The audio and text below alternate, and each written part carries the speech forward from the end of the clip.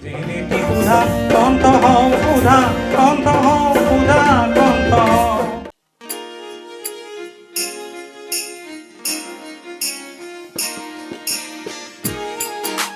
আইৰ চকুত আৰু দেউতাৰ কপালৰ ঘাম কোন দেশৰ মাটিত সৰি পৰে।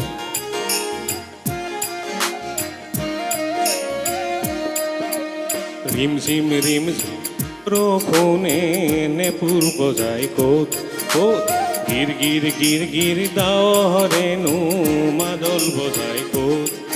এই অসম দেশ অসম দেশ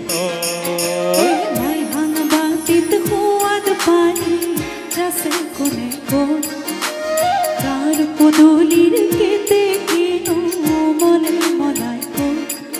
এই অসম দেশ অসম দেশ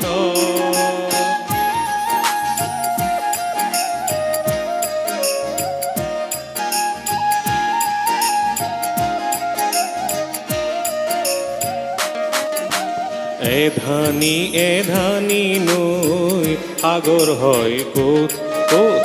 সাগৰকো ভয় নকৰে কোনে ক'ত। এই অসম দেশ অসম দেশ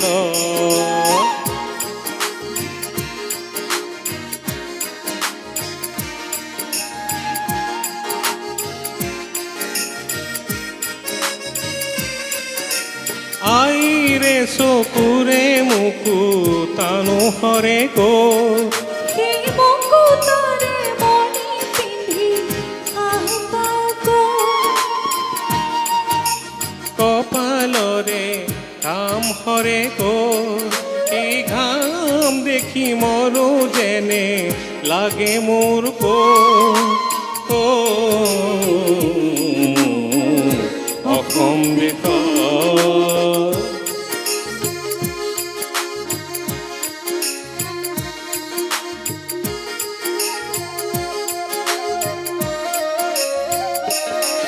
মোৰ কলিজাৰে খুৰবোৰ বুজে কোনে ক'ত। নফুৰুষে দেশৰ হকে তেজ দিয়ে ক'ত। আনে কৰা উপলুঙা উফৰাইনো ক'ত। মোৰ অসম দেশত ৰিম ঝিম বৰষুণে নেপুৰ বজাই ক'ত গিৰ গিৰ গিৰ গিৰ ডাৱৰেনো মাদল বজাই ক'ত। এই অসম দেশত অসম দেশত এই অসম দেশত অসম দেশত এই অসম দেশত অসম দেশত। ৰিমঝিম বৰষুণে কথা কোৱা এই অসম ভূমি আজি 10টা বছৰ পাৰ হৈ গ'ল সুধাকণ্ঠ ডক্টৰ ভূপেন হাজৰিকাবিহীন। আৰু আজি এই বিশেষ দিনটিত 1926 চনত জন্মগ্ৰহণ কৰা ভাৰতৰত্ন ডক্টৰ ভূপেন হাজৰিকাদেৱ 2011 চনৰ আজিৰ এই বিশেষ দিনটোতেই স্বৰ্গগামী হৈছিল। আৰু ভূপেন হাজৰিকাবিহীন আজি এই 10টা বছৰ আৰু 10টা বছৰত সংবাদ লহৰে এই যি তেখেতৰ সোঁৱৰণ আজি এই দিনটো পোনপটীয়াভাৱে আপোনালোকলৈ সম্প্ৰচাৰ কৰি আছোঁ। আৰু আমাৰ সৈতে আজি উপস্থিত আছে জাগিৰোড মহাবিদ্যালয়ৰ সহযোগী অধ্যাপক সোহেল আহমেদ ছাৰ। আৰু আহমেদ ছাৰ, আপোনাৰ আমাৰ অনুষ্ঠানৰ মাজলৈ স্বাগতম জনাইছোঁ। ধন্যবাদ। আজিৰ এই পবিত্ৰ দিনটোত আজি সংবাদ লহৰে অনুষ্ঠান কৰা এই অনুষ্ঠানটোৰ সহযোগী হিচাপে মই ইয়াত অংশগ্ৰহণ কৰি মই নিজে কৃতাৰ্থ অনুভৱ কৰিছোঁ। আৰু সুধাকণ্ঠ ডক্টৰ ভূপেন হাজৰিকাদেৱলৈ গভীৰ শ্ৰদ্ধাঞ্জলি জ্ঞাপন কৰি দুআষাৰমান ক'বলৈ ওলাইছোঁ আৰম্ভণিতে। প্ৰথম কথাটো হ'ল যে ইতিমধ্যে আমি অকণমান সংগীতৰ লহৰ পালোৱেই। আৰু সংবাদ লহৰে আয়োজন কৰা এই অনুষ্ঠানটোত ইতিমধ্যে আমি অলপ সংগীতৰ লহৰ পাই গ'লোঁ। আৰু সংগীতৰ লহৰত আমি দেখা পালোঁ যে তেওঁ কিছুমান প্ৰশ্ন কৰিছে এই গীতটো আৰু সুধাকণ্ঠই সদায় এখনক গীতৰ সভা বুলিয়ে কৈছিল। গতিকে আজি আমাৰ এই গীতৰ সভাখনত ইতিমধ্যে কেইটামান প্ৰশ্ন আমি এটা ইণ্টিমেট ডায়েলগ বা অন্তৰংগ এটা আলাপ আমি ইতিমধ্যে এটা গীতৰ যোগেদি দেখা পালোঁ। আৰু এইখিনিকে মই কৈ এই অনুষ্ঠানটো আৰম্ভ কৰা বুলি মই অনুভৱ কৰিছোঁ। আৰু ইয়াৰ পিছত আমি প্ৰতিটো গীতৰ ফাকে ফাকে আমি কথাবিলাক আমি নিবিড়ভাৱে আমি আলোচনা কৰি যাম। ধন্যবাদ ছাৰ। সুধাকণ্ঠবিহীন এই যি 10টা বছৰ, এই 10টা বছৰত আমি বহুত পালোঁ, বহুত হেৰুৱালোঁ। আৰু ডক্টৰ ভূপেন হাজৰিকাদেৱ আমাৰ বাবে এজন ব্যক্তি নহয়, এক অনুষ্ঠান।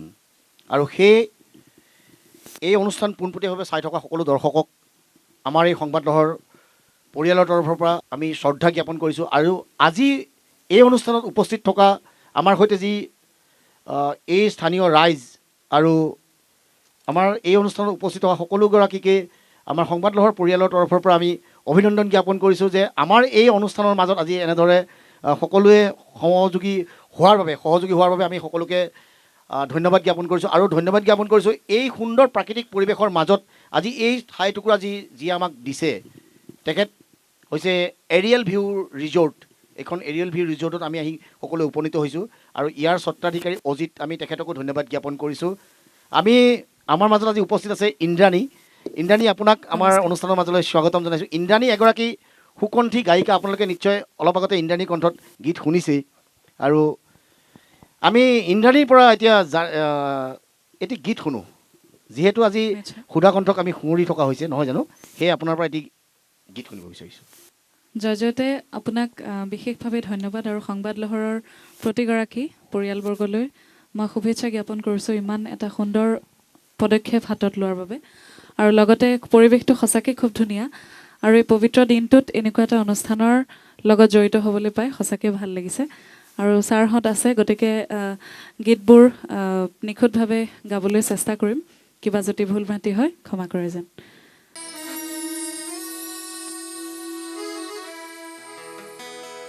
মোৰ গান বহু আস্থাহীনতা বিপৰীতে গভীৰ আস্থাৰ গান। মোৰ গান কল্পনা বিলাসৰ বিপৰীতে সত্য প্ৰশস্তিৰ ধ্যান। মোৰ গান বহু আস্থাহীনতা বিপৰীতে গভীৰ আস্থাৰ গান।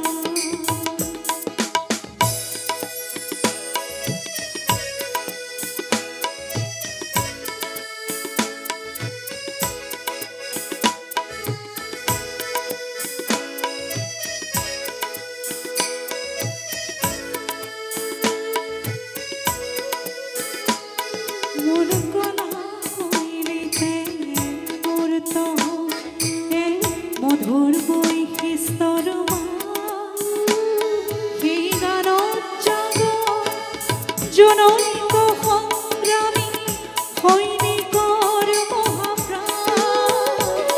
মোৰ গান বহু আস্থাহীনতা বিপৰীতে গভীৰ আস্থাৰ গান।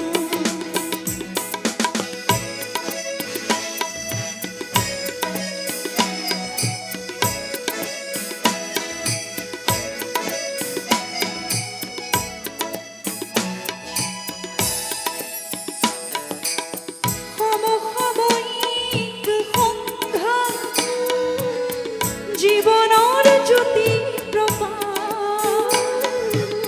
তাৰে গান হওক ধন্য হওক সমবেত কণ্ঠ অনন্য। ধ্বংসমুখী দৃষ্টিভংগী কিম্বা মনোমালিন্য। হিয়া নহয় মোৰ গানৰ লক্ষ্য শান্তি অনন্য। মোৰ গান বহু আস্থাহীনতা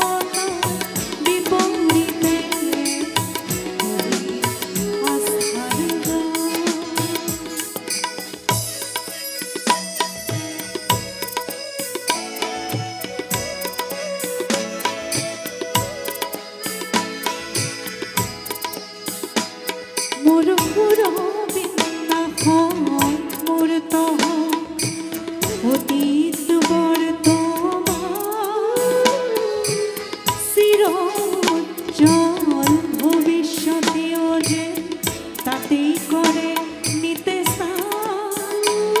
মোর গন্ধ বহু বাধার প্রাচীর বিপরীতে তীব্র গতির মোর গন্ধ বহু আস্থাহীনতা বিপরীতে গভীর আস্থার গান,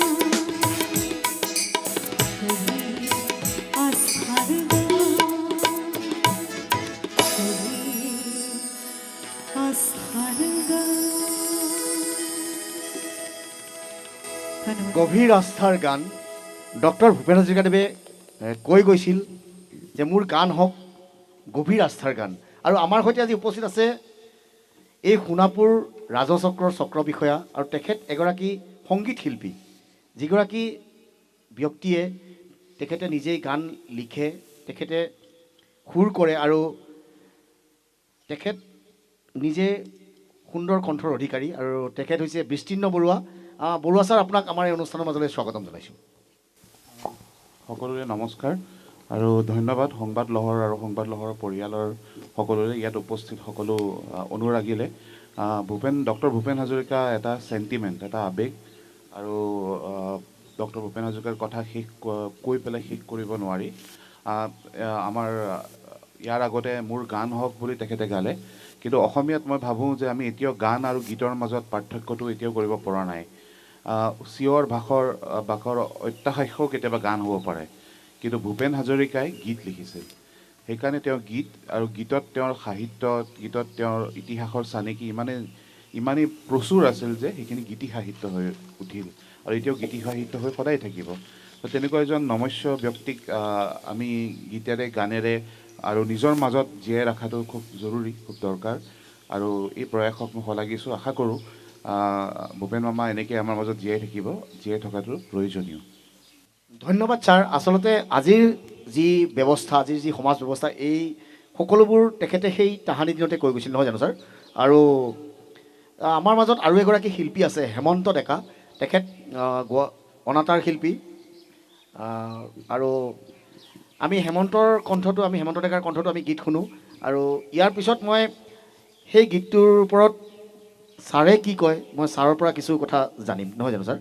এইমাত্ৰ আমি যিটো গীত শুনিলোঁ, ভূপেন হাজৰিকা দেৱৰ, মই ভাবিছোঁ তেখেতৰ আমাৰ বৰাদেৱে কোৱাৰ দৰে যে তেখেত নিজেই এটা অনুষ্ঠান, এক মহাসাগৰ আছিল, মহাকাশ আছিল, গোটেই বিশ্ব নাগৰিক, বিশ্ব শিল্পী আছিল তেখেত। আৰু আমাৰ বৰ্তমানৰ প্ৰজন্মই অকল নহয়, যুগ যুগ ধৰি আমি তেখেতে আমালৈ যিখিনি সম্ভাৰ থৈ গ'ল, তাৰ পৰা আমি যুগে যুগে আমি নতুনকৈ আমি উৎসাহ, প্ৰেৰণা, পাঠ আমি উদ্ধাৰ কৰি থাকিব পাৰিম। এই গীতটো হ'ল তেখেতৰ এটা ইণ্ট্ৰস্পেক্টিভ গীত আৰু এটা সাংঘাতিক ধৰণৰ বেলেগ গীত, য'ত নেকি গীতিকাৰজনে নিজে নিজৰ মেনিফেষ্টোটো, নিজে নিজৰ গানটোৰ শ্লোগানটো কি হ'ব, য'ত তেওঁ খুব দকৈ ভাবি চাইছে। আৰু তেওঁ চাওক গীতটোত গান, প্ৰাণ, মান, এই শব্দকেইটাৰ যিটো লয় আৰু ছন্দ আছে আৰু যি ধৰণে তেওঁ স্পষ্টকৈ উচ্চাৰণ কৰিছে, গতিকে তেওঁৰ মেনিফেষ্টো তেওঁ ক্লিয়াৰ কৰি দিছে যে তেওঁৰ গোটেই সংগীতৰ যিটো জীৱনৰ যিটো লক্ষ্য, যিটো ধাৰা আৰু তাৰ যিটো অৰ্থ, ভৱিষ্যতৰ প্ৰজন্মই যাতে কোনো ধৰণেৰে তাক যাতে লৈ ভুল নুবুজে, গতিকে তেওঁৰ যিটো সামগ্ৰিক যিটো দৃষ্টিভংগী, যে তেওঁ কৈছে যে আস্থাহীনতা এটা ডাঙৰ এটা পৰম্পৰা, দাৰ্শনিক পৰম্পৰা। গতিকে তেওঁ কৈছে সেই আস্থাহীনতাৰ বিপৰীতে তেওঁ গভীৰ আস্থা সকলো ক্ষেত্ৰত, মানৱ জীৱনৰ সকলো ক্ষেত্ৰত তেওঁ গভীৰ আস্থা তেওঁ ৰখাটো তেওঁ বিচাৰিছে। আৰু তেওঁৰ গীতসমূহ এই আস্থাৰে প্ৰতীক, আস্থাৰে শক্তি, আৰু সেইটোকে তেওঁ মুকলি কণ্ঠে, মুক্ত কণ্ঠে তেখেতে এই গীতটোৰ যোগেদি আমাক প্ৰেৰণা যোগাই গৈছে।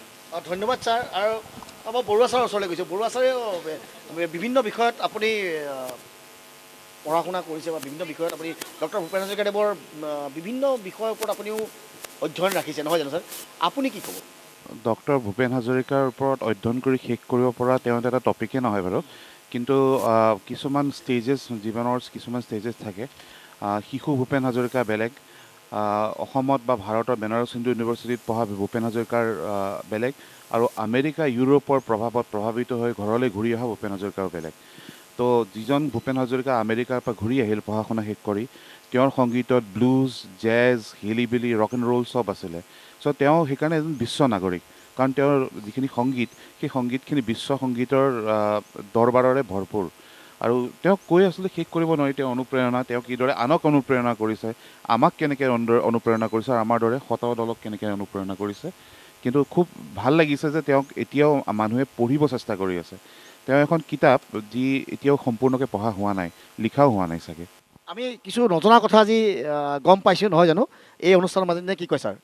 আমি কিছু নজনা কথা ছাৰৰ পৰা গম পালোঁ, আপোনাৰ পৰা আমি এই কথাবিলাক জানিম। আমি এবাৰ যাব খুজিছোঁ আমাৰ সৈতে উপস্থিত থকা আমাৰ সৈতে আজি উপস্থিত আছে জাগিৰোড মহাবিদ্যালয়ৰ বুৰঞ্জী বিভাগৰ অধ্যাপিকা বাইদেউ। আমি মালবিকা বাইদেউৰ ওচৰলৈ গৈছোঁ। আমি মালবিকা বাইদেউ, আপুনি কি ক'ব? এই পবিত্ৰ দিনত মই ডক্টৰ ভূপেন হাজৰিকাদেৱলৈ সশ্ৰদ্ধ প্ৰণাম জনাইছোঁ। ভূপেন হাজৰিকাদেৱৰ গীতৰ দুটা দিশে মোক, বাকী দিশবিলাকতো আছেই, কিন্তু বিশেষকৈ দুটা দিশে মোক বেছিকৈ আকৰ্ষিত কৰে। তেখেতৰ যিটো মানৱতাবাদী চিন্তা, সেই দিশটোৱে, আৰু যিটো তেখেতৰ দায়বদ্ধতা। এজন শিল্পীয়ে মানে এখন সমাজৰ কাৰণে, গোটেই পৃথিৱীখনৰ কাৰণে যিখিনি দায়বদ্ধতা পালন কৰিব লাগে, সেই সকলো দায়বদ্ধতাৰে তেখেত দায়বদ্ধ আছিল। মানে সেই দায়বদ্ধতাৰ দিশটো মানে কি কৰা নাই, এনে এজন নমস্য শিল্পীক আজি এই দিনত মানে আমি সোঁৱৰণ কৰিবলৈ বা সোঁৱৰণ কৰা অনুষ্ঠানত উপস্থিত থাকিবলৈ পাই মই নিজকে ধন্য মানিছোঁ। আমি মালবিকা দিহিঙীয়া বৰুৱা বাইদেউক আমি ধন্যবাদ জ্ঞাপন কৰিছোঁ, ইমান সুন্দৰকৈ ভূপেন হাজৰিকাৰ বিষয়ে বিশ্লেষণ কৰিছে। এইবাৰ আমি যাব বিচাৰিছোঁ, আমাৰ সৈতে উপস্থিত আছে এই স্থানীয় দুগৰাকী লোক। কেনেকুৱা লাগিছে আজি এই অনুষ্ঠানত থাকি আপোনালোকৰ? খুব ভাল লাগিছে। আৰু সংবাদ লহৰৰ তৰফৰ পৰা আহি আমাৰ মাজত এই পিছপৰা ঠাইত আপোনালোকে আহি যি আমাৰ সুধাকণ্ঠ ভূপেন হাজৰিকাৰ স্মৃতিৰ কাৰণে যি এটি অনুষ্ঠান, সুন্দৰ অনুষ্ঠান পৰিৱেশত কৰিছে, তাৰ কাৰণে আপোনালোকলৈ মই ধন্যবাদ জনাইছোঁ। আৰু সদায় যেন আমাৰ ভূপেন হাজৰিকা, সুধাকণ্ঠৰ অধিকাৰী ভূপেন হাজৰিকা আমাৰ মাজত এনেদৰে জীয়াই থাকে, তাকে মই কামনা কৰিছোঁ। ধন্যবাদ গজাইগাঁওবাসী ৰাইজ। আজি গজাইগাঁওবাসী ৰাইজে আমাৰ মাজত ভূপেন দাক জীয়াই ৰাখিবলগীয়া কথাটো কৈছে। এইটো সঁচাকৈ আমাৰ বাবে, প্ৰত্যেকজন অসমীয়াৰ বাবে এইটো গৌৰৱৰ কথা। তেখেতে কৈছে যে পিছপৰা, আচলতে আপোনালোকে পিছপৰা নহয়, আপোনালোকে বহুত আগবঢ়া। আমি এবাৰ যাব বিচাৰিছোঁ এই সোণাপুৰ অঞ্চলৰ পঞ্চায়তৰ সভাপতি আছে আমাৰ ওচৰত, নূৰ। আপোনাক এই অনুষ্ঠানৰ মাজলৈ স্বাগতম জনাইছোঁ। আপোনাৰ এই অনুষ্ঠানত থাকি কেনেকুৱা লাগিছে? প্ৰথমতে সংবাদ লহৰৰ সম বিষয়ববীয়াক ধন্যবাদ জনাইছোঁ। তাক সুন্দৰ পৰিৱেশত সুন্দৰ অনুষ্ঠান কৰিছে, আৰু বিশেষকৈ আমাৰ ৰাজহ চক্ৰ বিষয়াক মই ধন্যবাদ জনাইছোঁ। সঁচাকৈ ব্যতিক্ৰমী তেওঁ, আৰু সঁচাকৈ ব্যতিক্ৰমী পদক্ষেপবোৰ গ্ৰহণ কৰে। আৰু ভূপেন হাজৰিকাৰ বিষয়ে আমি ক'ব লগা নাই, শিকিহে আছোঁ। আৰু এনেকুৱা এটা পৰিৱেশত সংবাদ লহৰে এনেকুৱা এটা অনুষ্ঠান কৰাৰ কাৰণে আমি নথৈ আনন্দিত হৈছোঁ। ধন্যবাদ নূৰ আহমেদ লস্কৰ, আপোনাক ধন্যবাদ জ্ঞাপন কৰিছোঁ, আপুনি আমাৰ এই অনুষ্ঠানৰ মাজত ইমান সময় দিয়াৰ বাবে। এইবাৰ আমি গীতৰ মাজলৈ গৈছোঁ। আমাৰ মাজত উপস্থিত আছে হেমন্ত ডেকা। আমি হেমন্ত ডেকাৰ পৰা গীত শুনো। কাকিনি তামোল শুৱনিকৈ পাণ, পদূলি মুখতে আছামাই যায়। কাকিনি তামোল শুৱনিকৈ পাণ, পদূলি মুখতে আছামাই যান। তুমি হাঁহি দিলা, আমি হাঁহি দিলোঁ, তুমি হাঁহি দিলা, আমি হাঁহি দিলোঁ, এই হাঁহিৰ কলপ শুনি এজাক খৰালি হাঁহ উৰি গ'ল গৈ। কাকিনি তামোলৰ শুৱনিকৈ পাণ, পদূলি মুখতে আছামাই যায়।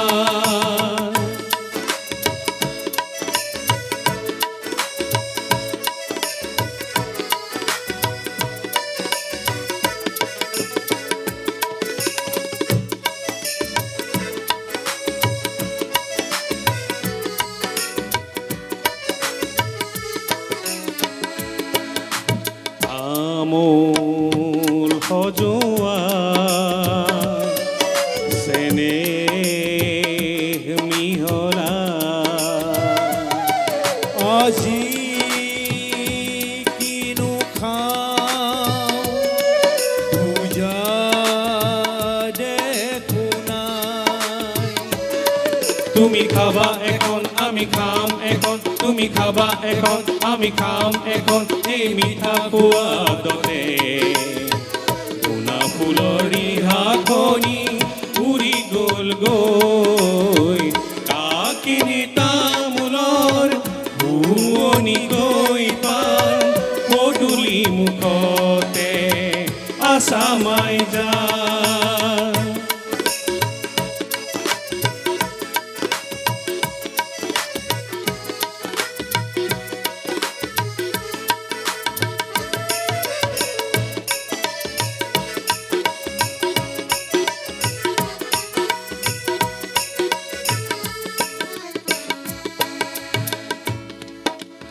কিনো তামো দিলা মাই যা গাতে ধরিলে দেখো মাই যা বুকুরম রমাই হিয়া সম সময় বুকুরম রমাই হিয়া সম সময় এই তপত চাওনিতে আমার বুকুর পুরনি বাঁধি গ'ল গৈ কাকিনি তামোলৰ শুৱনি গৈ পান পদূলি মুখতে আছামাই যা তুমি হাঁহি দিলা আমি হাঁহি দিলো তুমি হাঁহি দিলা আমি হাঁহি দিলো এই হাঁহিৰ খলকনি এজাক খৰালি হাঁহ উৰি গ'ল গৈ কাকিনি তামোলৰ শুৱনি গৈ পান পদূলি মুখতে আছামাই যাওঁ আছামাই যাওঁ আছামাই যাওঁ সুন্দৰ হেমন্ত এয়াই হৈছে ডক্টৰ ভূপেন হাজৰিকা কাকিনি তামোলৰ থোকৰ কথা কৈছে যিয়ে খৰালি সেই হাঁহ জাকৰ কথা কৈছে নহয় জানো ছাৰ ছাৰ এই গানটোৰ বিষয়ে আপুনি কি ক'ব এইটো এটা মোৰ অতি প্ৰিয় গীত আমাৰ শ্ৰদ্ধাৰ ভূপেন হাজৰিকা দেৱে এই গীতটো আপোনালোকে মন কৰক যে তেওঁ ইয়াত ইমান এটা অপূৰ্ব এটা ছবি আঁকিছে গোটেই গীতটোৱে এটা অপূৰ্ব ছবি এটা তামোল গছজোপা আমাৰ সকলোৰে ঘৰৰ সন্মুখত থকা থিয় তামোল গছজোপাৰ ওপৰত নহয় জানো পাণ গছজোপা বগাই গৈছে আৰু তাইক এগৰাকী ধুনীয়া মহিলাৰ লগত গাভৰু ছোৱালীৰ লগত তুলনা কৰিছে এই ছবিটো আকৌ হাঁহিৰ খলকনি গৈ পেলাই খৰালি হাঁহ তাত উৰি গৈছেগৈ আৰু আমাৰ ভাৰতৰ বিখ্যাত চিত্ৰকৰ মুকুল ফিদা হুছেইনে কৈছিল ভূপেন হাজৰিকাদেৱৰ বিষয়ে যে ভাৰতবৰ্ষত যদি কোনোবা এনে সংগীতজ্ঞ আছে যিয়ে গানৰ যোগেদি ছবি আঁকে তেওঁ হৈছে অকল সুধাকণ্ঠ ডক্টৰ ভূপেন হাজৰিকা আৰু গজগামিনী ছবিখনৰ সংগীত পৰিচালনা কৰিবৰ বাবে সেইবাবেই ভূপেন হাজৰিকাক বিচাৰি তেওঁ সুধাভৰিৰে গুৱাহাটীৰ দীঘলী পুখুৰীৰ আশে কাষে ঘূৰি ফুৰিছিল এটা সময়ত গতিকে এইটো আমাৰ বাবে অতি গৌৰৱৰ বিষয় যে তেখেতে যে এই ছবিবিলাক যে আঁকিছে আমি এই কথাটো উপলব্ধি কৰিব লাগিব যে তেখেত কেনেকৈ ইয়াত বিশ্বশিল্পী বুলি আমি ক'ব পাৰোঁ কাৰণ তেখেতে যে ছবিটো আঁকিছে এই ছবিখনৰ যিবিলাক ধাৰা যিটো ইম্প্ৰেছনিষ্ট বা পষ্ট ইম্প্ৰেছনিষ্ট পেইণ্টিঙৰ যিবিলাক ধাৰা সেই ধাৰাৰ তেওঁ কি কৰিছে তেওঁ আধুনিক আৰু আমাৰ অসমৰ মাটিৰ লগত জিন যোৱাকৈ তাক আকৌ নতুনকৈ এটা অপূৰ্ব ছবি অংকন কৰিছে আৰু এই ছবিত আমি দেখা পাইছোঁ যে ছবিত শব্দ আছে ছবিত আকৌ অনুভূতিও আছে বুকু ৰম ৰমাই হিয়া চম চমাই এই অনুভূতিটো আকৌ ছবিখনত সোমাই গৈছে গতিকে এই অপূৰ্ব সৃষ্টিটোৰ বিষয়ে মই থোৰতে এইখিনিয়ে ক'লোঁ ধন্যবাদ ছাৰ সোহেল ছাৰে ধুনীয়াকৈ আমাক বিশ্লেষণটো কৰিলে গীতটোৰ বিষয়ে এইবাৰ আমি যাব বিচাৰিছোঁ মই পোনতে কৈছিলোঁ যে এগৰাকী সুন্দৰ কণ্ঠৰ অধিকাৰী আৰু যদিওবা তেখেতে এই ৰাজচক্ৰৰ চক্ৰ বিষয়া তেওঁ প্ৰশাসনিক বিষয়া তথাপিতো তেখেতৰ গীত বা তেখেতৰ যি গীতৰ ওপৰত বিশ্লেষণ সেয়া আচলতে আমি ক'বই লাগিব আমি বিষ্ণু বৰুৱা ছাৰৰ ওচৰলৈ গৈছোঁ। মই আচলতে সংগীতৰ বিষয়ে পঢ়ি ভাল পাওঁ আৰু ভূপেন হাজৰিকাৰ বিষয়ে কোৱাটো ডক্টৰ ভূপেন হাজৰিকাৰ বিষয়ে কৈতো শেষ কৰিব নোৱাৰি, কিন্তু মই এইটোৱে কৈ আছিলোঁ যে তেওঁৰ যিমানখিনি ইনফ্লুৱেঞ্চেছ সেই ইনফ্লুৱেঞ্চখিনি খুব গ্ল'বেল, এতিয়াৰ দিনতে তেওঁ গ্ল'বেল ইনফ্লুৱেঞ্চেছখিনি আমাৰ জ্যোতি ককাইদেউৰ দৰে হওক ইয়ালৈ লৈ আহিছিল, অসমলৈ লৈ আহিছিল। আৰু ইউৰোপত আৰু আমেৰিকাত পোৱা ইনফ্লুৱেঞ্চেছবোৰ ৰক হওক, জেজ হওক, ব্লুজ হওক, সেইখিনি বা কাণ্ট্ৰি মিউজিক হওক, ভূপেন হাজৰিকাই সেইকাৰণে পিট ছিগাৰৰ দৰে এগৰাকী শিল্পী, সমতুল্য শিল্পী মই ভাবোঁ অসমত।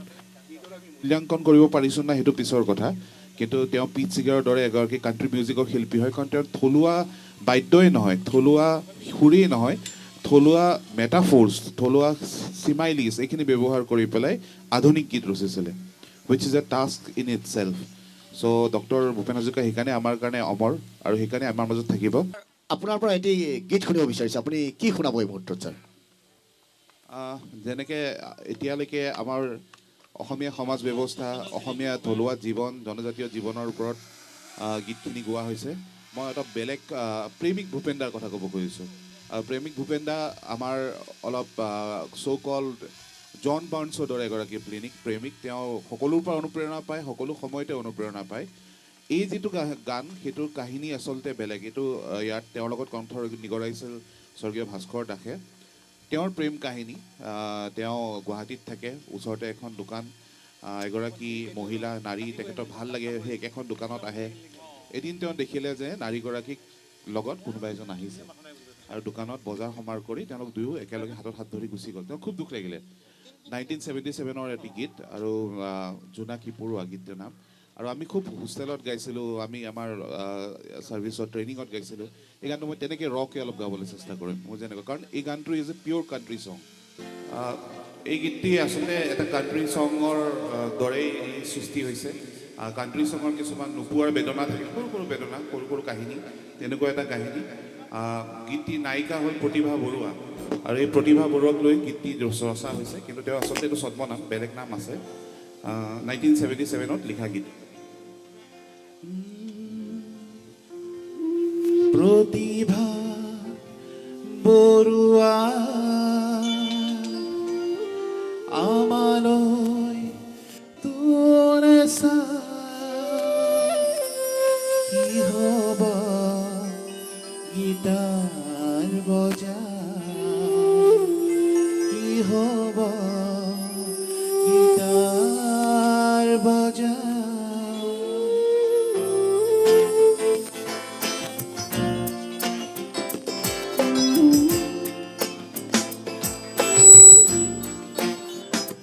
জোনাকী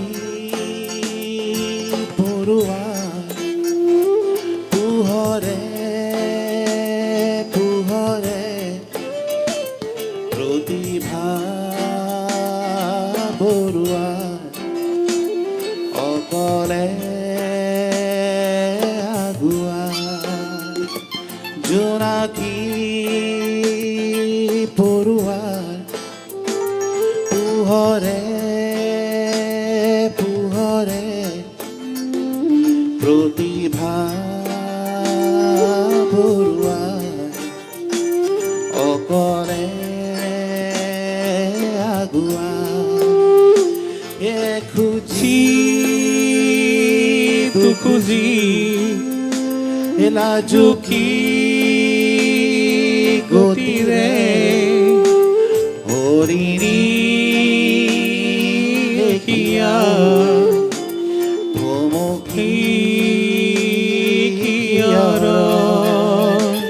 জোনাকী পৰুৱা পোহৰে পোহৰে প্ৰতিভা বৰুৱা অকলে আগুৱা।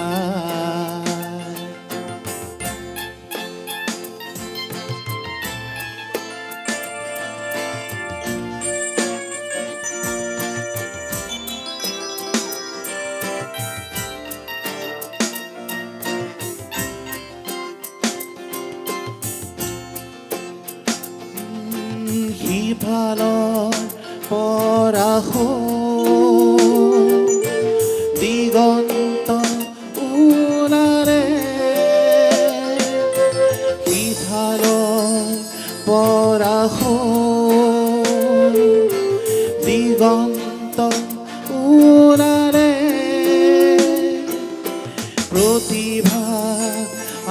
আবেগ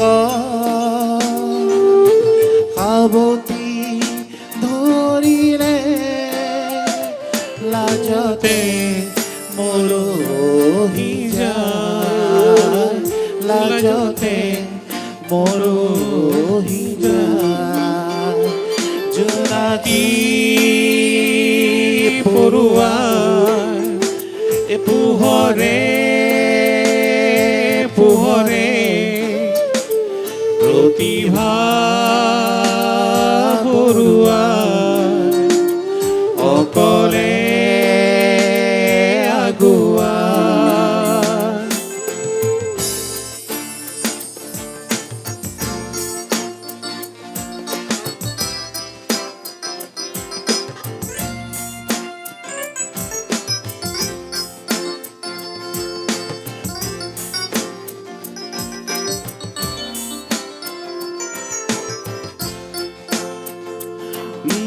প্ৰতিভা বৰুৱা আমালৈ তোৰে চাই প্ৰতিভা বৰুৱা আমালৈ তোৰে চাই বন্ধু বলা যা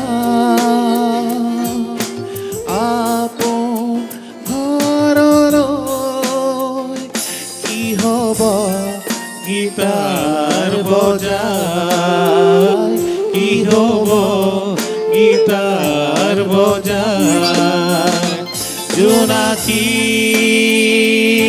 পৰুৱাৰ পোহৰে পোহৰে প্ৰতিভা পৰুৱাৰ অকলে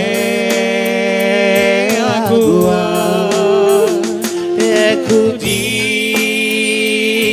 দুখুজি লাজুকী গতিৰে হৰিণী লেখিয়া থমকি থমকি কিয়ৰ থমকি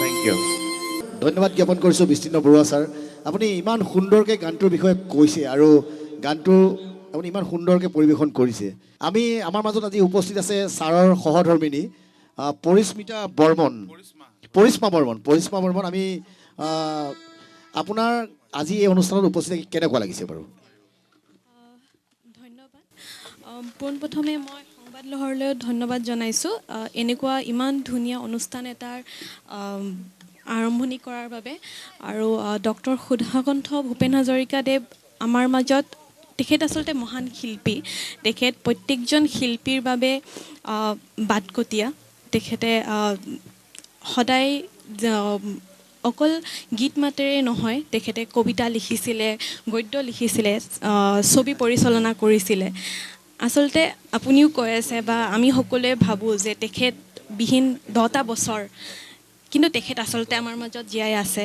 গীতেৰে মাতেৰে সুৰেৰে আৰু সদায় তেখেত জীয়াই থাকিব এনেধৰণৰ অনুষ্ঠান এটাৰ এনেদৰে প্ৰত্যক্ষভাৱে দৰ্শন কৰিব পাই ময়ো সুখী বহুত বহুত ধন্যবাদ আপোনালোকলৈ আচলতে পৰিস্মা বৰ্মন আমাৰ চক্ৰ বিষয়া মহোদয়ৰ সহধৰ্মিনী তেখেতে ইমান সুন্দৰ কথা এটা কৈছে যে ভূপেন হাজৰিকা আমাৰ মাজত নাইকিয়া নহয় তেখেত আমাৰ মাজত আছে আৰু সদায় থাকিব আৰু আমাৰ নৱপ্ৰজন্মই তেখেতক এনেদৰে আমি জীয়াই ৰাখিব লাগিব তেখেতৰ গীত মাত কথাৰে আৰু আমাৰ মাজত উপস্থিত আছে এই স্থানীয় গাঁৱৰ এজন বাসিন্দা অতুল কাঠাৰ অতুল দা আপুনি অকণমান আহিব এই অতুল দাই খুব সুন্দৰ গীত গায় অতুল দা আপোনাক আজি এই অনুষ্ঠানৰ মাজত আপুনি থাকি আপোনাক কেনেকুৱা লাগিছে কওকচোন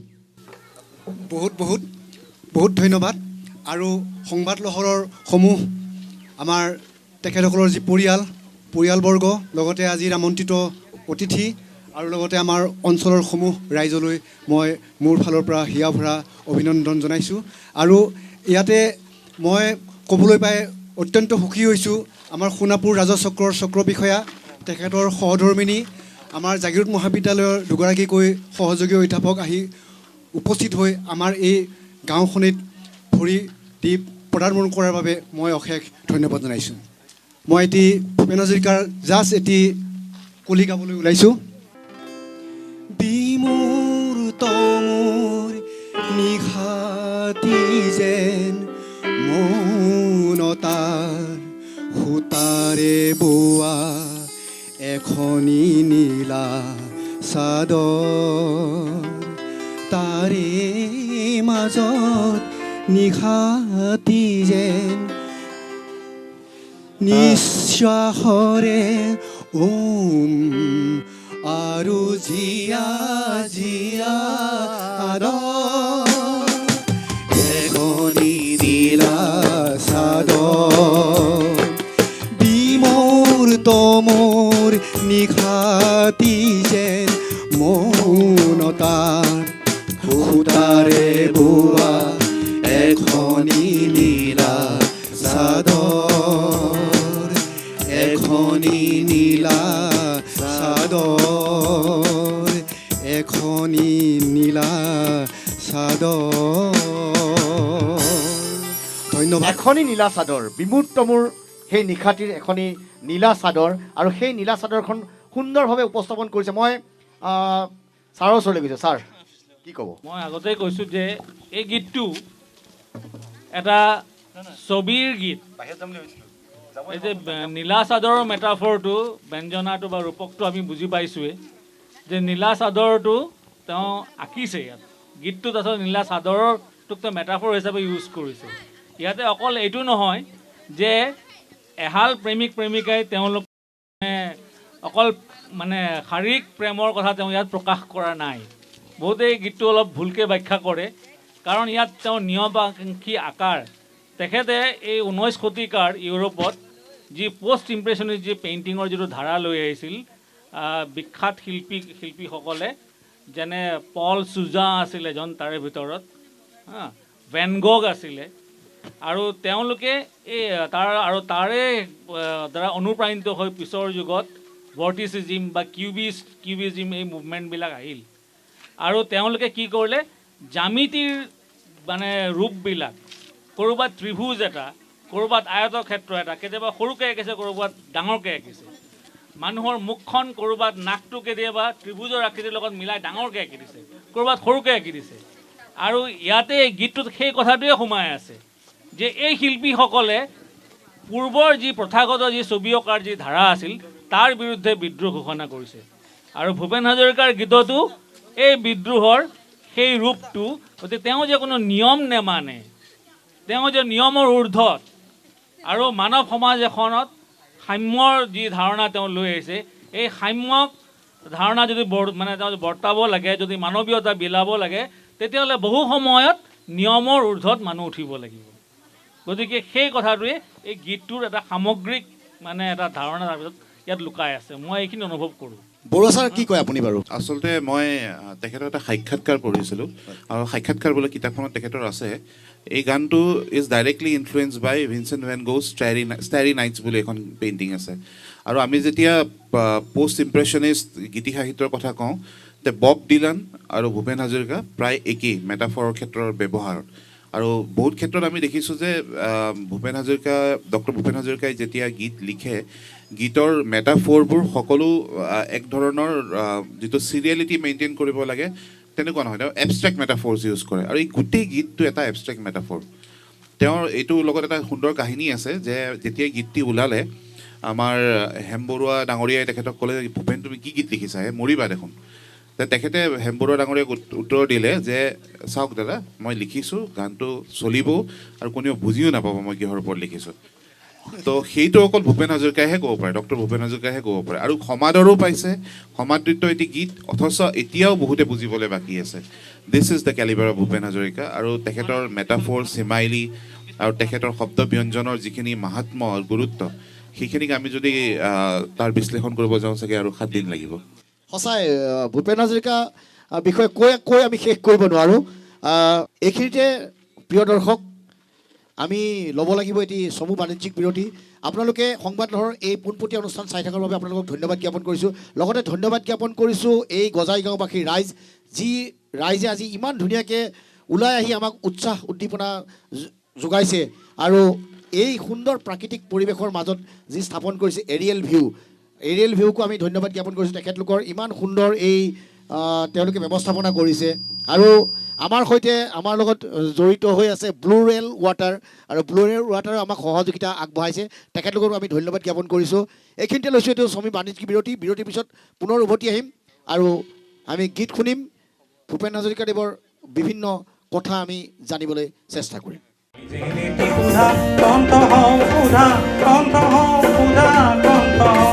সঠিক সময়ত উপযুক্ত চিকিৎসাৰে বহু জৰুৰীকালীন আৰু দুৰ্ঘটনাগ্ৰস্ত ৰোগীৰ জীৱন ৰক্ষা কৰিব পাৰি সেয়েহে যিকোনো মেডিকেল এমাৰ্জেঞ্চিৰ ক্ষেত্ৰত পলম নকৰি ডাইল কৰক GNRC 1800-345-0011 জৰুৰীকালীন চিকিৎসাৰ ক্ষেত্ৰত ৰাইজক সকাহ দিয়াৰ বাবে GNRCত এতিয়া প্ৰথম 24 ঘণ্টাৰ বাবে বিনামূলীয়া চিকিৎসা সেৱাৰ ব্যৱস্থা কৰা হৈছে এই আঁচনিৰ অধীনত ৰোগীৰ পঞ্জীয়ন আৰু ভৰ্তিকৰণ ICU CT scan x-ray ECG oxygen অপৰিহাৰ্য তেজৰ পৰীক্ষা 38 বিধ দৰৱ আৰু চিকিৎসাৰ সামগ্ৰী বিনামূলীয়া হ'ব সকলোৰে বাবে স্বাস্থ্য সকলোৰে মুখত হাঁহি 34 বছৰে আপোনালোকৰ সেৱাত উৎসৰ্গিত GNRC quality value trust Chris beauty চেলন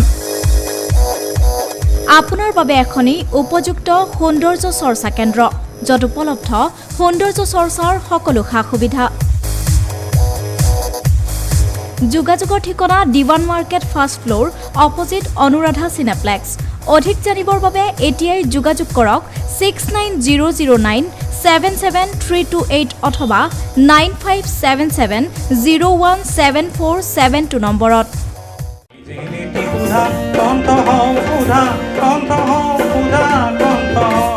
বিৰতিৰ পিছত পুনৰ স্বাগতম জনাইছোঁ সংবাদ লহৰৰ প্ৰতিগৰাকী শ্ৰোতা দৰ্শকক আৰু আপোনালোকে পোনপটীয়াভাৱে চাই আছে সুধাকণ্ঠ কুঁৱৰী আয়োজন কৰা এই অনুষ্ঠান আৰু আমি আজি উপস্থিত আছোঁ সোণাপুৰৰ এক সুন্দৰ প্ৰাকৃতিক মনোৰম পৰিৱেশৰ মাজত এৰিয়েল ভিউ নামৰ যিখন ৰিজৰ্ট এই ৰিজৰ্টত আৰু আমাৰ সৈতে আজি উপস্থিত আছে বহুকেইগৰাকী এই স্থানীয় ৰাইজ আৰু আমাৰ সৈতে অহা হেমন্ত ডেকাৰ সহধৰ্মিনী প্ৰিয়ম আমি প্ৰিয়মৰ ওচৰত গৈছোঁ প্ৰিয়ম আপোনাক কেনেকুৱা লাগিছে এই অনুষ্ঠানৰ মাজত থাকি হয় যথেষ্ট মানে সুখী অনুভৱ কৰিছোঁ যে আজি এনেকুৱা এটা অনুষ্ঠানত উপস্থিত থাকিবলৈ পায় আৰু ইমানখিনি জনা ব্যক্তি আহি ভূপেন হাজৰিকাদেৱৰ বিষয়ে দুআষাৰ জানিবলৈ পাইছোঁ আমাৰতো তেখেতৰ কথা ক'বলৈ গ'লে ভূপেন হাজৰিকাদেৱ আমাৰ কি বুলি কওঁ আমাৰ জাতিৰ তেওঁ এনেকুৱা ব্যক্তি যাৰ বিষয়ে আমি প্ৰত্যেকজন মানুহেই অনুভৱ কৰোঁ অন্তৰত তেওঁ সদায় আছে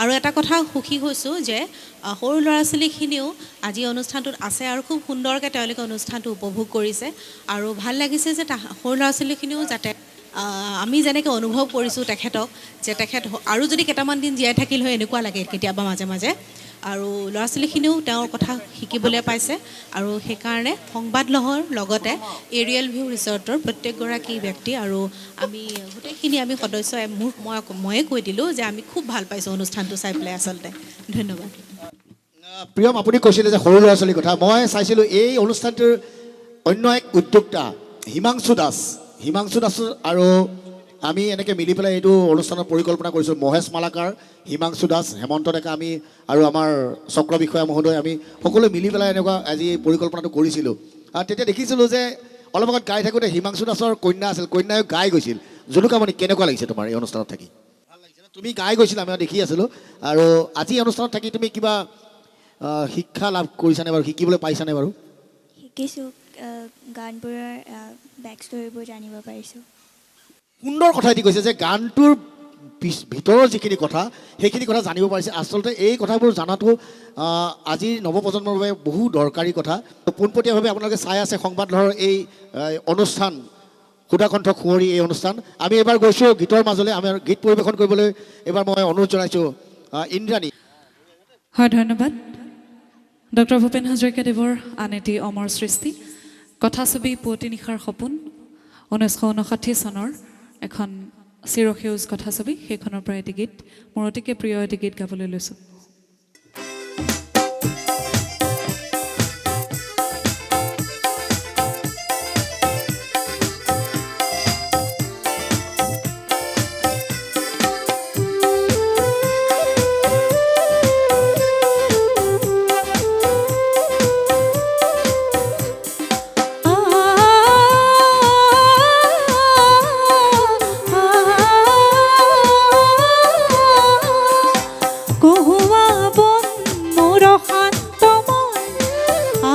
ফুল হাতেৰে লোৱা সাৱতি এটি এটিখন যেন মুকুতাৰে ধন এনেই হেৰুৱালে নাহে উভতি কহুৱা বন মোৰ শান্ত মন আল ফুল হাতেৰে লোৱা সাৱতি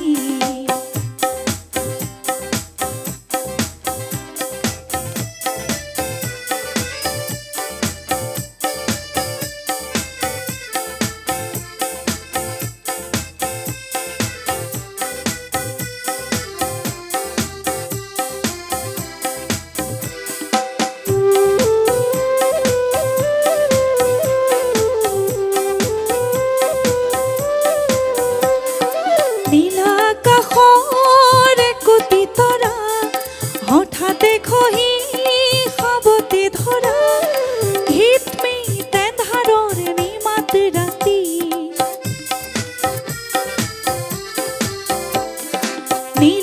নীলাকাশৰ একোটি তৰা হঠাতে খহি সাৱতি ধৰা হিতমি তেন্ধাৰৰ নিমাত ৰাতি এটি এটিখন যে এটি এটি বন এনেই হেৰুৱালে নাহে উভতি কহুৱা বন মোৰ শান্ত মন আল ফুল হাতেৰে লোৱা সাৱতি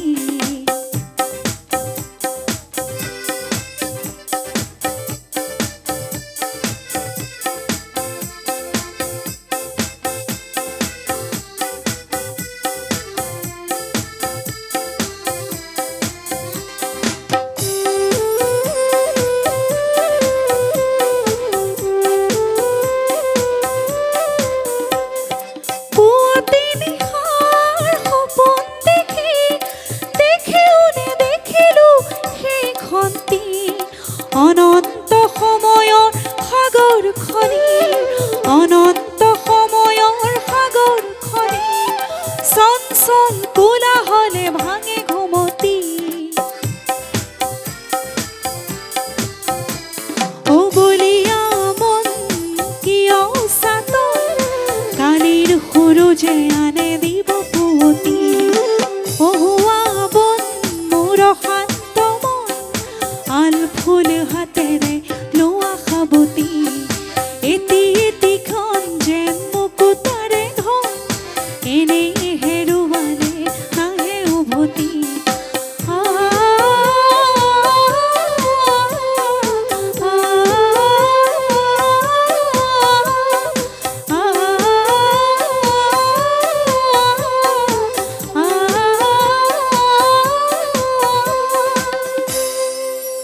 ধন্যবাদ ইন্দ্ৰাণী এয়াই হৈছে ভূপেন হাজৰিকা যিয়ে কহুৱা বনৰ কথাও কয় সি জিকমিক দেৱালীৰ বন্তিৰ কথাও কয় যিহেতু আজি দেৱালী দীপান্বিতাৰ এই বতৰ নহয় জানো ছাৰ সোহেল ছাৰ কি ক'ব মই এটা সাক্ষাৎকাৰ তেখেতৰ শুনিছিলোঁ ভূপেন হাজৰিকাদেৱৰ য'ত তেওঁ এই গীতটোৰ বিষয়ে কৈছিল গীতটো কিদৰে ৰচনা হৈছিলে মণি শৰ্মাদেৱৰ পৰিচালনাত এই ছবিখন নিৰ্মাণ কৰা হৈছিল আৰু তেখেতে সাক্ষাৎকাৰটো এজোৰে আমোদ লগাকৈ কৈছে যে আগদিনাখন তেখেতক মণি শৰ্মাদেৱে তেখেতক ক'লে যে তেখেতে এই গীতটো লিখিব লাগে কিহৰ বিষয়ে লিখিব তেওঁলোকে খালি চিটুৱেশ্যন ডিছক্ৰাইব কৰে যে পৰিস্থিতিটো এনেকুৱা হ'ব এজন হিৰো আছে তেখেতে এইদৰে নাৱেৰে আহিব এটা গীত লিখিব লাগে কিমান মানে টান কাম এটা তেওঁলোকে ইমান সহজতে ইমান ডাঙৰ মহান শিল্পীসকলে এই কামবিলাক কৰিব পাৰে আৰু তেখেতক তেতিয়া সময় দিলে এদিনৰ সময় দিলে পিছদিনাখন ৰাতিপুৱা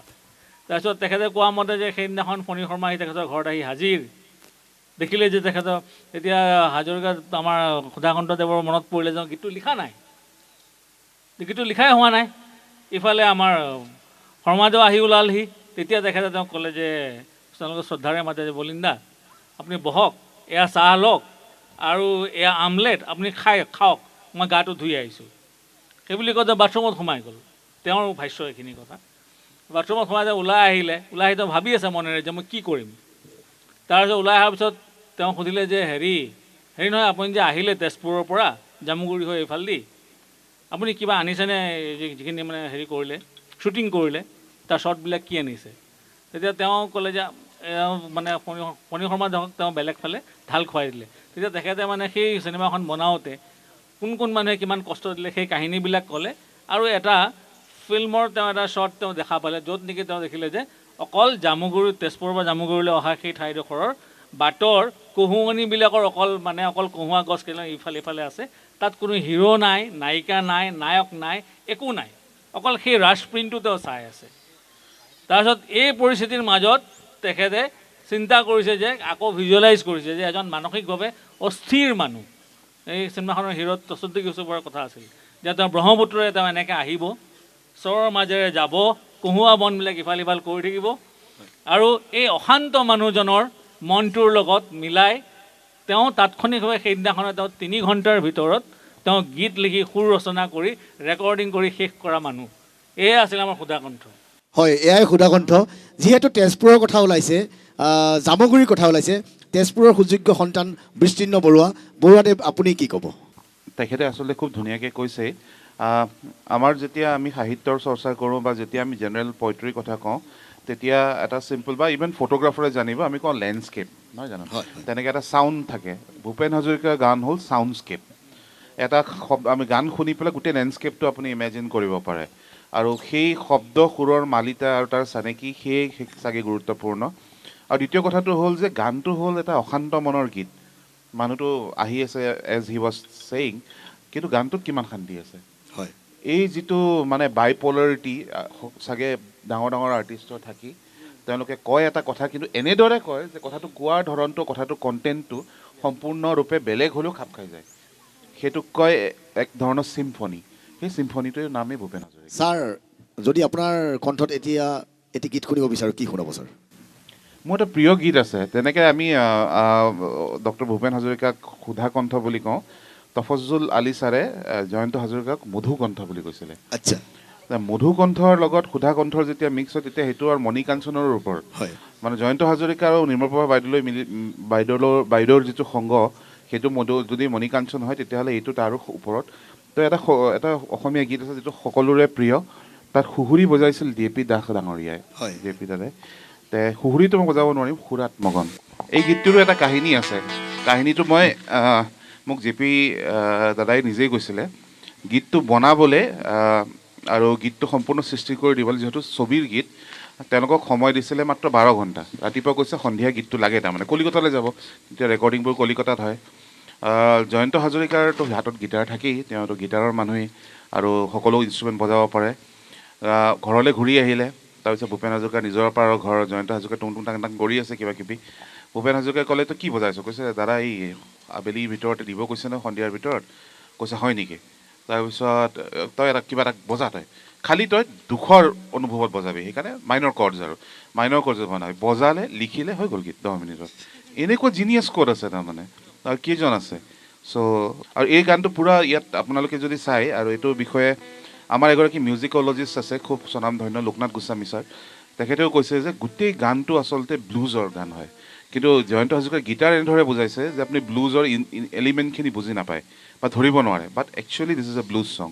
আৰু তাৰ মেটাফৰবোৰ চাওক। বহুতে সোধে ভূপেন হাজৰিকাক যে দিনবোৰ আমাৰ মৃত হৰিণৰ বেকাশিং যেন হ'ল, তাৰ মানে কি?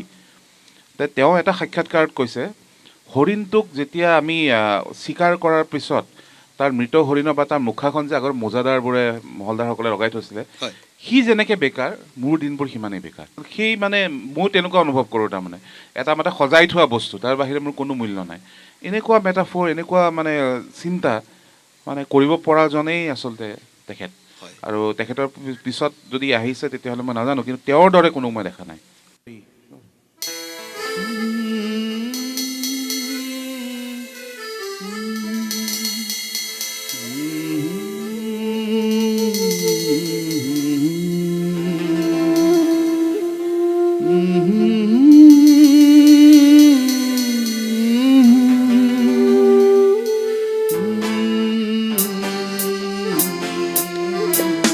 সুৰাত মগন ভয়াল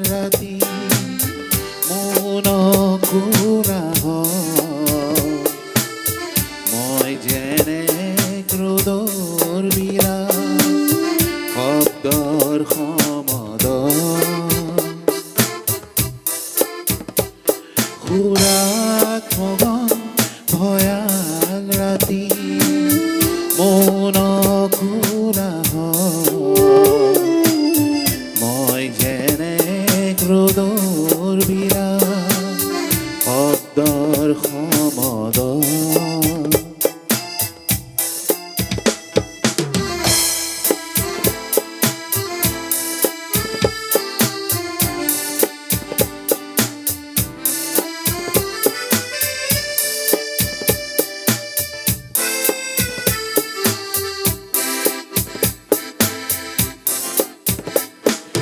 চন্দ্ৰ তৰা হাত মাৰি আনি ঢেকেচি পেলাবৰ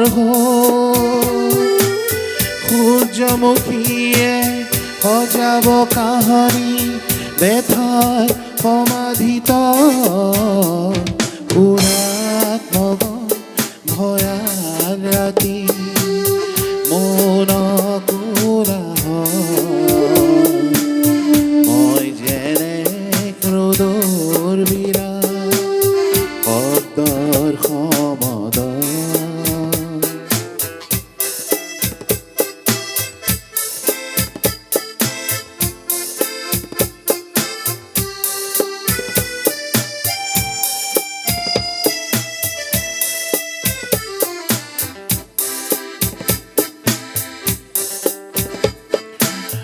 নিয়ম পিয়াসী সন্তানবোৰে নিয়ম নমনা মাতৃ চকু ঘন কুঁৱলী গহ্বৰ হৈ সগুনে সদায় সভাকে পাতে ভাষণ পৰি দিনবোৰ আমাৰ মৃত হৰিণ বেকাশী যেন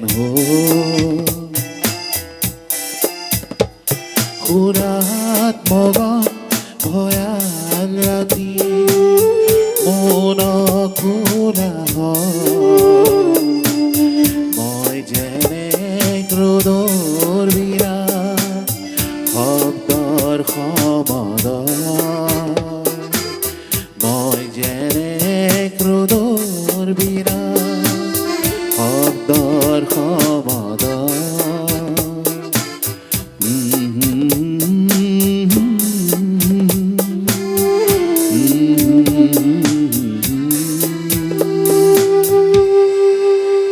আচলতে আমাৰ যি উদ্দেশ্য আচলতে নৱপ্ৰজন্মৰ মাজত ডক্টৰ ভূপেন হাজৰিকাদেৱ কিনো নহয় জানো ছাৰ চয়েল ছাৰ আৰু বৰুৱা ছাৰক মই সুধিছোঁ সেইটোৱে আমাৰ উদ্দেশ্য যে এই অনুষ্ঠানৰ মাজেদি এক বাৰ্তা যাওক যাতে উঠি অহা প্ৰজন্মই এই ডক্টৰ ভূপেন হাজৰিকাদেৱৰ কিছু কথা অৱগত হওক নহয় জানো মই আমন্ত্ৰণ জনাব বিচাৰিছোঁ এই স্থানীয় গাঁৱৰ এগৰাকী যুৱক আছে তেখেতেও ভূপেন হাজৰিকাৰ গীত পৰিৱেশন কৰে তেখেত হৈছে আমাৰ এই এৰিয়েল ভিউ যি ৰিজৰ্ট আছে এই এৰিয়েল ভিউ ৰিজৰ্টৰ অজিতৰ তেখেত ভতিজা আমি তেওঁক আমন্ত্ৰণ জনাইছোঁ তেওঁৰ নামটো হৈছে অনুপম কাঠাৰ আমি অনুপমক আমন্ত্ৰণ জনাইছোঁ তেখেতৰ পৰা আমি 2 লাইন ডক্টৰ ভূপেন হাজৰিকাদেৱৰ গীত শুনো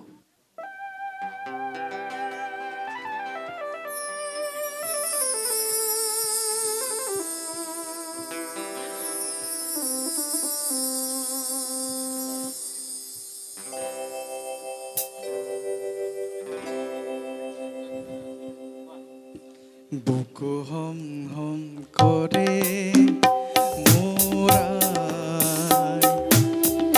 কোনে নিদ্ৰা হৰে মোৰাই পুত্ৰ হৈ মই কি মতে তৰু আই তোৰে হৈ মই মৰো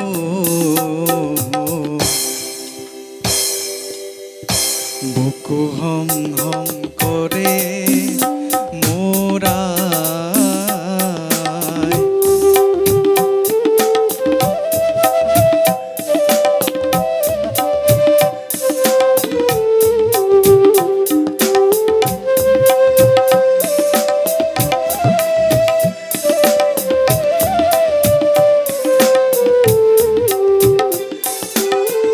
দেশৰে চন্দ্ৰমা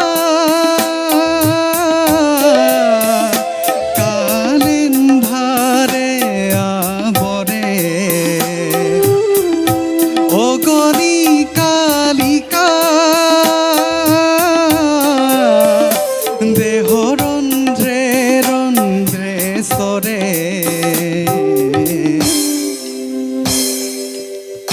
বুকু হম হম কৰে মোৰা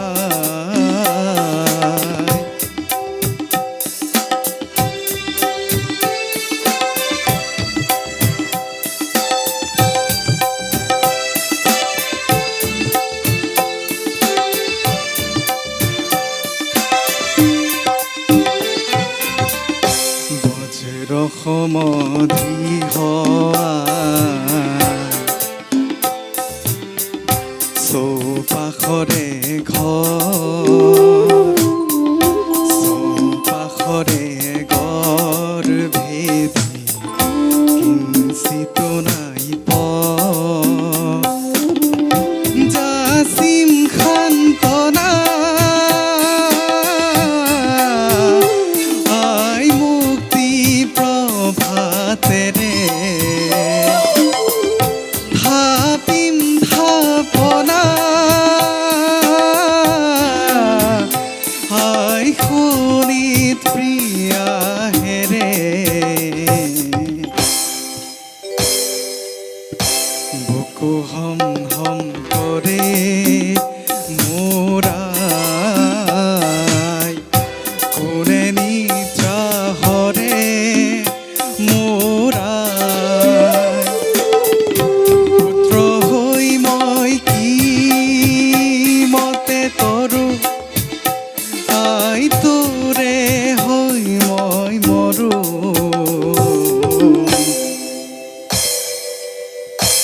বুকু হম হম কৰে মোৰা ধন্যবাদ ধন্যবাদ জ্ঞাপন কৰিছোঁ আমি আৰু বুকু হম হম কৰে বৰুৱা ছাৰ আৰু চহেল ছাৰ এয়া এক সাংঘাতিক সৃষ্টি আজি নহয় জানো যি ডক্টৰ ভূপেন হাজৰিকাদেৱে কৈ গৈছে বুকু হম হম কৰে মোৰ আই আচলতে এই গীতটিৰ মাহাত্ম্য আৰু এই গীতটিৰ গুৰুত্ব আৰু গীতটিৰ আৱেগ অসমৰ পৰা ওলাই গ'লে আপুনি শুনিলে গম পাব তাৰমানে আমি ধৰক যেতিয়া পঢ়া শুনা কৰি বাহিৰত আছোঁ তেতিয়া যেতিয়া এই গীতটো কোনোবাই গোৱা শুনো বা কোনোবাৰ কাৰোবাৰ মিউজিকত একদম এটা বেলেগ ফিলিং হয় যিটো ঘৰখনৰ প্ৰতি থকা যিটো আৱেগ সেইটো আৰু সুধাকণ্ঠই এনেকুৱা এটা গীত লিখিবলৈ তেখেতৰ যিখিনি মেটাফৰৰ প্ৰয়োজন তেখেতৰ আছিল আৰু আমাৰ সোহেল ডাঙৰীয়াও ক'ব যে তেনেকুৱা এটা সৃষ্টিৰাজি এইবোৰ অমৰ আৰু এইবোৰ সময়ৰ সময়ছে পাৰে বুলি গুলজাৰ চাহাবে ক'ব দিজ আৰ বিয়ণ্ড টাইম আৰু খুব আৱেগিক এটা গীত যদিও চিনেমাৰ কাৰণে বোলছবিৰ কাৰণে ৰচিত গীত কিন্তু এতিয়াও আৰু 1000 বছৰ পিছতো অসমীয়াত্ব থকালৈকে আমাৰ বৃহত্তৰ অসমীয়া জাতিৰ কনচেপ্ট থকালৈকে এই গীতটো থাকিব সঁচাই বৃহত্তৰ অসমীয়া জাতি থকালৈকে এই গীতৰ যি মাহাত্ম্য এই গীতৰ যি সাৰমৰ্ম এই সদায় থাকিব আমি এবাৰ হেমন্ত ডেকাৰ ওচৰলৈ যাব বিচাৰিছোঁ হেমন্ত আপুনি কি শুনাব এই মুহূৰ্তত হয় মই এবাৰ মুক্তিকামী লক্ষ্যজনৰ গীতটি গাবলৈ লৈছোঁ মুক্তিকামী লক্ষ্যজনৰ মৌন প্ৰকাশ শুনিছানে নাই মুক্তিকামী লক্ষ্যজনৰ মৌন প্ৰকাশ শুনিছানে নাই জীৱন আকাশত নতুন সাহসৰ ফুৰিছে জ্যোতি দেখিছানে নাই কিমান পালা নেপালা কিমান হিচাপ নকৰিলা কোনো ক্ষতি নাই আহিছে সময় গণনাৰো দিন কৰিবা প্ৰকাশ কোনো ত্ৰাস নাই মুক্তিকামী লক্ষ্যজনৰ মৌন প্ৰকাশ শুনিছানে নাই জীৱন আকাশত নতুন সাহসৰ পৰিছে জ্যোতি দেখিছানে নাই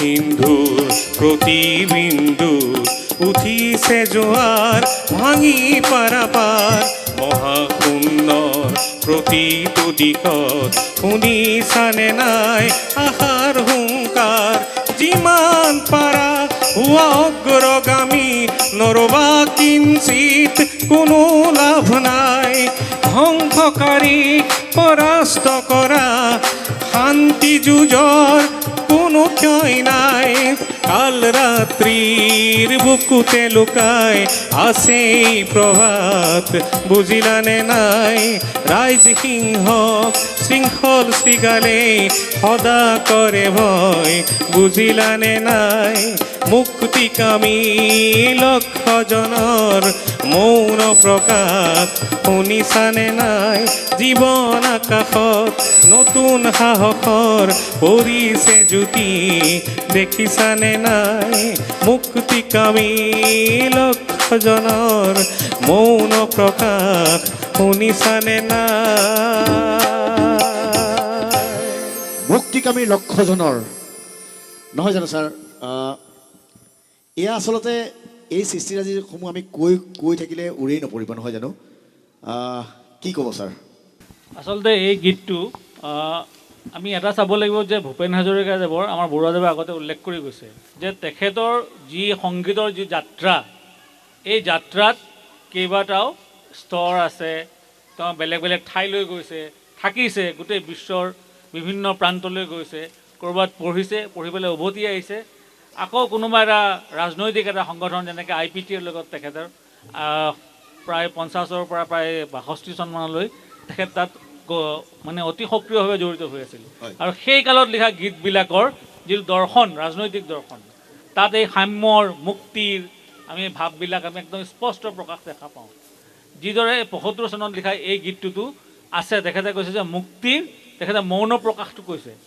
এই 75 চনত যদি আমি আন্তৰ্জাতিক আমি প্ৰেক্ষাপটটো চাওঁ তাহলে আমি দেখা পাম যে 1975 চনত ভিয়েটনামৰ যুদ্ধ শেষ হৈছিল দক্ষিণ ভিয়েটনামৰ মানুহখিনিক নহয় জানো উত্তৰ ভিয়েটনামৰ মানুহ কিন্তু গৰীব আছিলে খুব কষ্টৰ মাজত আছিলে হো চি মিনৰ যিটো নেতৃত্ব আমেৰিকাৰ দৰে এটা সাম্ৰাজ্যবাদী শক্তিক দীঘলীয়া যুদ্ধৰ মাজত গেৰিলা যুদ্ধৰ মাজত তেওঁলোকক পৰাজিত কৰি দিছিল আৰু এই ভিয়েটনামৰ যুদ্ধৰ যিটো ঢৌ ই আমেৰিকা যুক্তৰাষ্ট্ৰই নহয় অকল পৃথিৱীৰ বিভিন্ন দেশৰ মানে যিসকল জনতাৰ মাজত যুৱতীক অনুপ্ৰেৰণা যোগাইছিল আৰু আমেৰিকা যুক্তৰাষ্ট্ৰত এটা ডাঙৰ ঘটনা ঘটিছিল কাৰণ তেওঁলোকৰ বহুতো যুৱক যুৱতী ভিয়েটনামত গৈ তেওঁলোক নিহত হৈছিল আৰু তাৰ ফলত সেই পৰিয়ালবিলাকৰ মাক দেউতাকৰ যি বেদনা আৰু সেই তেওঁলোকে সেই মানে যিসকলে এই যুদ্ধ বিচাৰিছিল সেই যুদ্ধক তেওঁলোকে শেষ কৰিবৰ কাৰণে যিখিনি কষ্ট কৰিলে গতিকে এই গোটেই যুদ্ধটো অকল আমেৰিকাৰ যুদ্ধ নাছিল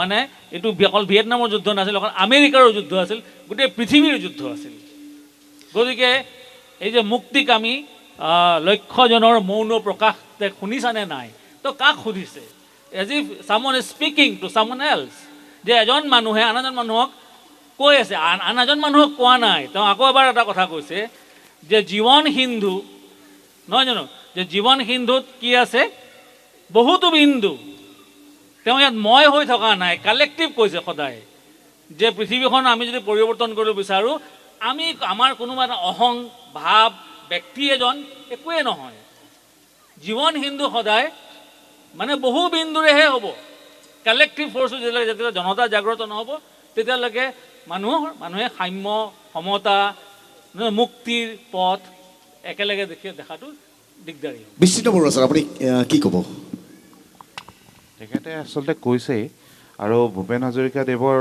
এটা সময় সংগী আছিল হেমাংগ বিশ্বাস ডাঙৰীয়া তাৰ লগতে ইফতাৰ কথা তেখেতে কৈছে আমি যেতিয়া ইতিহাস পঢ়োঁ আমি সদায় ইতিহাসত এতিয়া তেওঁ যে কৈছে মুক্তিকামী লক্ষজনৰ মৌন প্ৰকাশ শুনিছানে নাই আজিকালি ডেম'ক্ৰেটিক ফ্ৰেমৱৰ্কত ক'বলৈ হ'লে are you hearing the silent masses তেওঁ সেইটো কথা তেতিয়াই কৈ আছে আমি এতিয়া এইখিনি কনচেপচুৱেলাইজ কৰিছোঁ বা তাক কৈছোঁ আৰু সেই প্ৰতিবাদী কণ্ঠস্বৰ তেওঁ সদায় আছে তেওঁ প্ৰতিবাদী he was a rebel but he was a rebel with a cause তেওঁ তাৰমানে ৰেবেল উইদাউট এ কজ এটা থাকে ৰেবেল উইথ এ কজ থাকে তেওঁ ৰেবেল আছিল আৰু তেওঁ তাৰমানে তেওঁৰ প্ৰেমতো ৰেবেলিয়ান আছে তেওঁৰ গানতো ৰেবেলিয়ান আছে আৰু তেওঁৰ চিন্তাধাৰা আৰু তেওঁৰ জীৱন যিখিনি দৈনিক শক্তি ৰেবেলিয়নৰ পৰাই আহিছে আৰু এই গানটো এটা ৰেবেলিয়ন প্ৰতিবাদী গীত আৰু এই গানটো এটা ইণ্টাৰেষ্টিং কথা আছে এই গানটোৰ আচল সুৰটো ৰাছিয়ান আৰ্মি যিটো মাৰ্চ পাষ্টৰ বেণ্ড হয় তাত তেওঁ শুনিছিলে ছেইণ্ট পিটাৰ্ছবাৰ্গত আৰু আপুনি অৰিজিনেল গানটো এতিয়াও পাই যাব যদি আপুনি ইউটিউবত চাই সেই গানটো কমপ্লিটলি বেলেগ আছিলে তেওঁ তাৰ মাত্ৰ থুলমূল আভাস এটাহে ল'লে কৰিলে সংগীতৰটো সেই সাতটাই হেৰি নহয় জানো পাৰমিউটেশ্যন কম্বিনেশ্যন কৰি পেলাই আপুনি নিজৰ কি মানে তাত ঢালিছে নিজৰ কিমান ব্যক্তিত্ব ঢালিছে আৰু তেওঁ ঢালিব পাৰিছিল কাৰণ he never copied anybody he was inspired maybe but he never copied আৰু এই গানটো তেনেকুৱা এটা অমৰ সৃষ্টি যিসকল শ্ৰোতা দৰ্শকে আমাৰ এই অনুষ্ঠান চাই আছে তেখেতলোকক ধন্যবাদ জ্ঞাপন কৰিছোঁ আমি ইমান ধুনীয়াকৈ সহযোগিতা আগবঢ়াই সকলোকে ধন্যবাদ জ্ঞাপন কৰিছোঁ আৰু আমি অনুষ্ঠান সামৰণি মাৰিব ওলাইছোঁ আৰু সকলোকে আজি উপস্থিত থকা সকলোকে সশ্ৰদ্ধ প্ৰণাম জ্ঞাপন কৰিছোঁ আৰু সংবাদ লহৰৰ প্ৰতিগৰাকী শ্ৰোতা দৰ্শকো প্ৰণাম জনাইছোঁ আপোনালোকৰ আশীৰ্বাদ অবিহনে আমি একোৱেই নাই আপোনালোক আছে কাৰণে আমি আজি আপোনালোকৰ মাজত এনেদৰে আছোঁ আৰু শেষত সকলোৰে পৰা এটি বিহু শুনি ডক্টৰ ভূপেন হাজৰিকাদেৱৰ খুব সুন্দৰ সুন্দৰ বিহুসুৰীয়া গীত আছে আৰু শেষত আমি এটি বিহুৰে আজি আমাৰ এই অনুষ্ঠানটি সামৰণি মাৰোঁ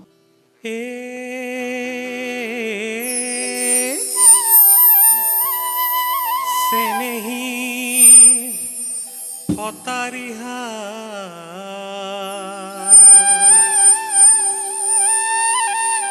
ফুলে জকে মকি উৰি যায় বতাহৰ আগত বোলো আগত নেখাই চাৰি সাজো থাকিব পাৰোঁ মই বহাগৰ বিহুৰে লগতহে শশী মিলন দৈ জালুকুটি বিপল দৈ কেৰাচিন নহ'লে চাকিতি নজ্বলে তথাপি গাৰ নাই তৰ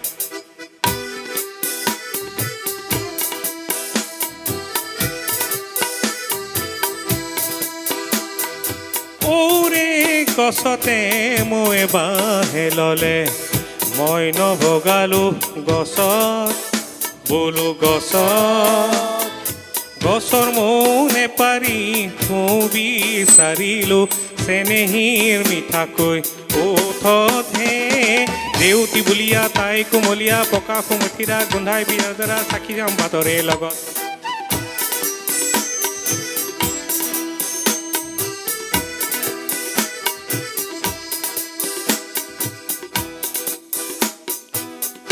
আগলি বাহৰে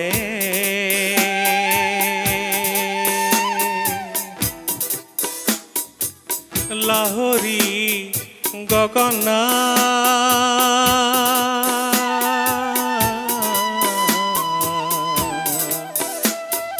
বাজিছিল দূৰণিৰ বনত বোলো বনত দুয়োৰে মৰমত দুয়ো বান দেখালো যোৱাটো বছৰৰ চৈততহে বহাগ জেঠ আহাৰ শাওণ ভাদ আহিন কাতি আঘোণ আকৌ আহি পৰিল চ'ত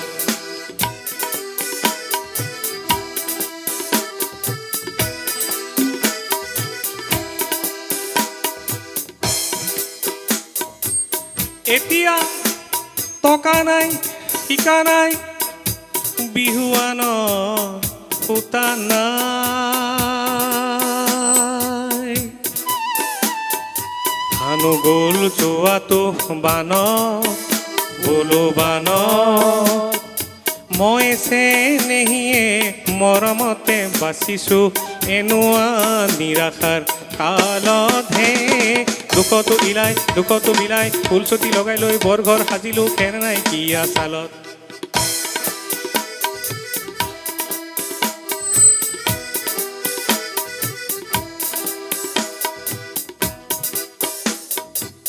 কুহিয়াৰ পেৰা দি আমাক যি পেৰিছে চান কৰা ধনৰে বল বোলো বন বিহুটো যাওক গৈ সিহঁতক চাই ল'ম খাই ল'লো আজিয়ে অপধে হেৰি ডাঙৰীয়া বতৰ ডাঙৰীয়া তিনপাত টিঙিৰি জুই পৰে উফৰি কাইলৈ পৰিবা ফান্দত বোলো কাইলৈ পৰিবা ফান্দত বোলো কাইলৈ পৰিবা ফান্দত বোলো কাইলৈ পৰিবা ফান্দত বোলো কাইলৈ পৰিবা ফান্দত বোলো কাইলৈ পৰিবা ফান্দত কোনো কাইলৈ কৰিবা ফান্দ কোনো কাইলৈ কৰিবা ফান্দ কোনো কাইলৈ কৰিবা ফান্দ ধন্যবাদ। এয়াই হৈছে ডক্টৰ ভূপেন হাজৰিকা আৰু ভূপেন হাজৰিকাৰ সৃষ্টিৰাজিৰ ওপৰত আজি কিছু আমি আলোচনা আৰু গীত মাত কৰিলোঁ তেখেতক সোঁৱৰণ কৰি। আজি ভূপেনদাবিহীন মই আৰম্ভণিতে কৈছিলোঁ আজি ভূপেনদাবিহীন 10টা বছৰ আমি অতিক্ৰম কৰিলোঁ। আৰু ভূপেনদা আচলতে আমাৰ চাই থকা দৰ্শকে কৈছিলেই যে ভূপেনদা আমাৰ মাজৰ পৰা হেৰাই যোৱা নাই, আমাৰ মাজত সদায় থাকিব। আৰু এনেধৰণে তেখেতৰ গীত মাত আৰু তেখেতৰ সৃষ্টিৰাজিসমূহ আমি চৰ্চা কৰি ভূপেন হাজৰিকাদেৱক জীয়াই ৰখাৰ এক ক্ষুদ্ৰ প্ৰয়াস কৰিলোঁ। এয়া আছিল সংবাদ লহৰৰ পোনপটীয়াভাৱে সম্প্ৰচাৰ কৰা এক অনুষ্ঠান, যি অনুষ্ঠানত আমি তেখেতক সুঁৱৰিবলৈ সামান্য এক প্ৰয়াসে কৰিলোঁ। প্ৰত্যেকগৰাকী আজি উপস্থিত হোৱা প্ৰত্যেকগৰাকী শ্ৰোতাদৰ্শকক ধন্যবাদ জ্ঞাপন কৰিছোঁ। প্ৰত্যেকগৰাকী যিসকল ব্যক্তিয়ে তেখেতলোকৰ ইমান বহুমূলীয়া সময়সমূহ দি আমাৰ মাজত আহি উপস্থিত হৈ এনেধৰণে এই অনুষ্ঠানটি জাকত জিলিকা কৰি তুলিলে, সকলোকে আমি ধন্যবাদ জ্ঞাপন কৰিছোঁ। শেষত পুনৰবাৰ ধন্যবাদ জ্ঞাপন কৰিছোঁ এই যি স্থান প্ৰাকৃতিক পৰিৱেশৰ মাজত যি এৰিয়েল ভিউ ৰিজৰ্ট, এই ৰিজৰ্টত আমি আহি এই অনুষ্ঠানটি কৰিলোঁ।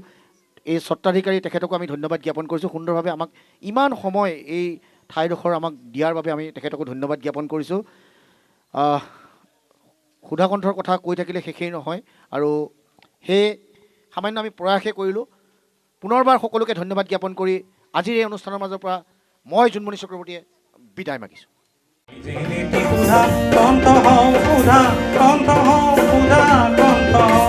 ক্ৰিছ বিউটি চেলন আপোনাৰ বাবে এখনি উপযুক্ত সৌন্দৰ্য চৰ্চা কেন্দ্ৰ, য'ত উপলব্ধ সৌন্দৰ্য চৰ্চাৰ সকলো সা সুবিধা। যোগাযোগৰ ঠিকনা Diwan market first floor opposite Anuradha Cineplex. অধিক জানিবৰ বাবে এতিয়াই যোগাযোগ কৰক 6900977328 অথবা 9577017472 নম্বৰত।